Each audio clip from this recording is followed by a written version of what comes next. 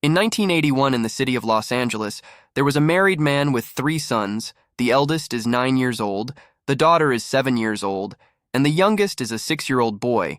His wife asked him to bring a maid to help him with the housework because she is an employee who needs someone to help her. The husband responded to his wife's request and went to look for a suitable maid. The husband brought the maid to the house.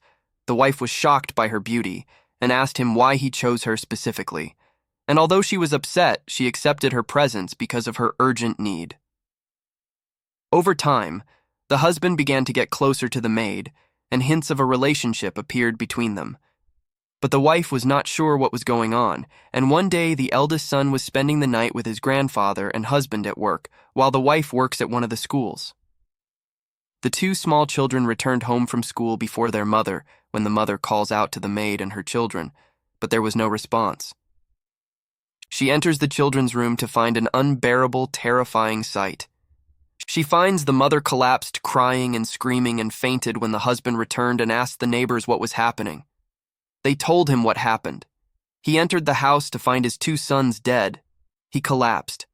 The other fainted from the horror of the view. The neighbors took the husband and wife to the hospital, while the police began investigating after the husband regained consciousness. He told the police and the search for the maid found her at the Mexican embassy. The maid was in a disturbed psychological state and full of blood, and confessed to her crime. The maid explained in the investigation that she was in a relationship with a husband who had promised her to marry after leaving his wife. But she later discovered that he was manipulating her and was not serious about his promises. She felt angry and disappointed, and decided to take revenge by killing his children, and in the end the wife told her husband to pack what in treason she never comes from your enemies.